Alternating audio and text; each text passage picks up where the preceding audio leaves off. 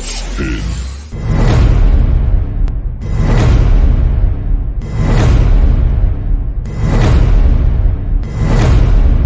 I have till 5. I have till 5. 4. Fuck 5. Bundy pinned his man one time with a 3 count, dropped an elbow on him, and pinned him again for a 5 count. He told the referee keep counting. Oh, what is up, Straight Talk Society? This is your host, Trevor, and I'm back with another episode of 5 Count. And tonight we'll be going over the April 12th edition of Friday Night Smackdown. My 5 takeaways from the show. And here we go. Number 5. Oh, for the people that say that I'm not critical of WWE, I thought it was a good show, but not without its issues. And here's the number one issue. So we have a desperate need for a ranking system. So tonight, Cody Rhodes comes out, huge pop from the crowd as suspected, biggest babyface in the entire industry. He says that his challenger for Backlash in France is going to be decided by 2 triple threat matches. I'm like, okay. And then when he started to name the competitors, I'm like, okay, so let's look at the competitors in the first match. You had LA Knight, Bobby Lashley, and Santos Escobar. So LA Knight won his match against AJ Styles, fine.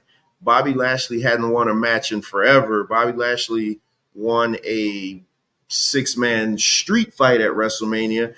That doesn't warrant being put in a tag team, a championship qualifier. And Santos Escobar, I can't tell when the last time he won, and he lost his match at WrestleMania.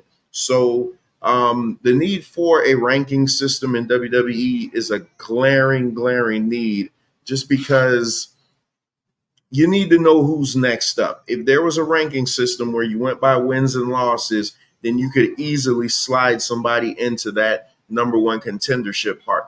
Gunther should, in reality, be the next man up. And I know they're probably working towards that, at the Bash of Berlin. So my number 4 takeaway from tonight's episode of SmackDown, again, desperate need for a ranking system.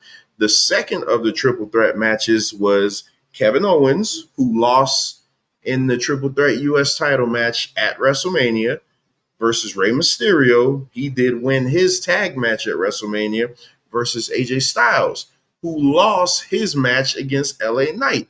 We'll come back to that later on in the show. Again, if you had a ranking system, we wouldn't need to do this. You literally have 6 guys vying for a title where the majority of them, their last match was a loss. My number 3 takeaway from tonight's episode of SmackDown is, great friends, but better rivals. Hey, listen, I've been watching wrestling for 37 years. So 37, 38 years, almost 40 years of my life has been dedicated to watching wrestling.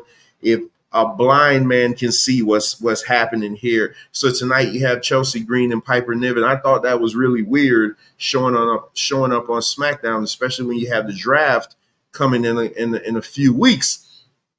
But they showed a vignette where they asked for a match.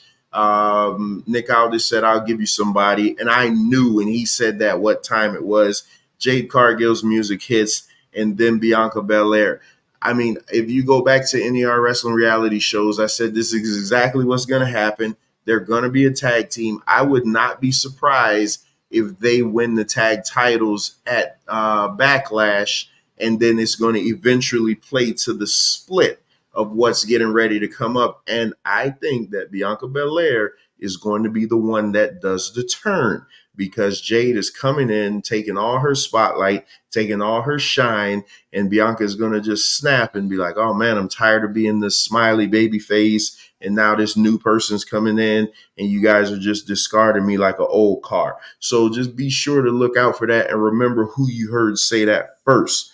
The number 2 takeaway from tonight's episode of SmackDown is they completely rendered the LA Knight versus AJ Styles match useless. So first of all, before I get into this, if you guys didn't see that Styles clash that AJ Styles hit, he did a second rope Styles clash with Rey Mysterio onto Kevin Owens to win the match, his triple threat match. So now LA Knight won his bracket, AJ Styles won his bracket. So now they're going to wrestle next week to see who faces Cody Rhodes at Backlash. The problem with that is we already saw the match at WrestleMania. We already saw the feud. The problem, WrestleMania used to be an event that ended a feud, not continued a feud. Back in the day, WrestleMania put a nail in the coffin. When King Kong Bundy lost to Hulk Hogan, that was it. He didn't get any more matches. And I just feel like now they're just using it, as to justify the next jump off point. I'm sure the match is going to be great. I hope that AJ Styles wins because LA Knight doesn't need to be facing Cody Rhodes in a title match just to lose again. AJ Styles versus Cody would be the much better match. And I think you'd get more heat behind it because the fans actually boo AJ Styles. And the last thing you want is to have your hot baby face going in against another hot baby face and you split the crowd. It's better to get AJ Styles in there because I just think the match will just be phenomenal with that foreign crowd. But we'll keep our eyes on that. And my number one takeaway from tonight's episode of SmackDown, what do you think it is? A new leader of the Bloodline? ? So, Paul Heyman, Solo Sikoa, and Jimmy Uso come to the ring. Paul Heyman's cutting this promo about how, the tribal chief has said this and said that and said that. Solo cuts him off and said, hey, wins and losses matter.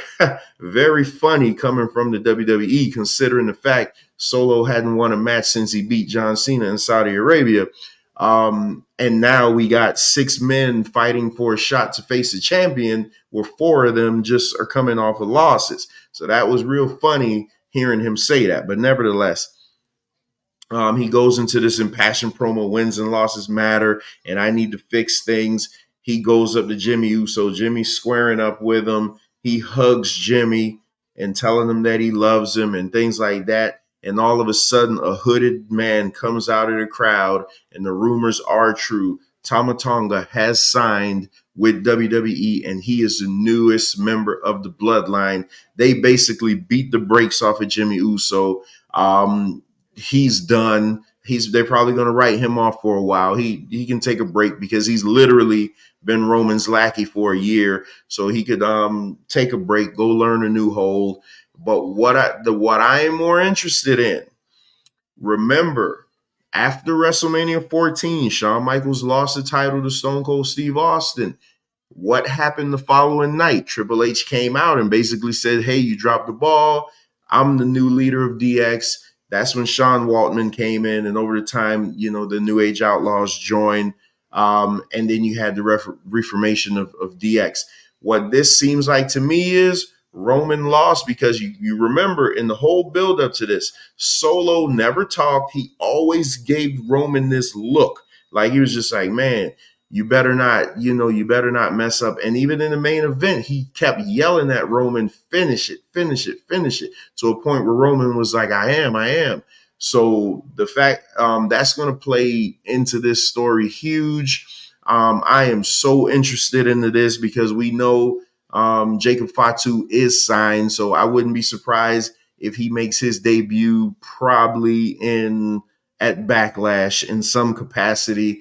This new Bloodline led by Solo Sikoa is now leaving room open for the return of a babyface Roman Reigns, with the returning Jimmy Uso and Jey Uso to take on Solo, Tama, and Jacob Fatu. I think that would be phenomenal because there's no way Roman Reigns is going to be booed when he comes back, especially after the Monday Night Raw crowd was cheering Thank you, Roman. Thank you, Roman. And now you have Paul Heyman, who's basically a scared servant now because he doesn't want to get spiked by Solo. Hey, WWE is tremendous when it comes to long-term storytelling, and they have just turned the chapter in the book to the new story. But guess what, everybody? Those are my 5 takeaways from tonight's episode of SmackDown. I'll see you next time. Peace!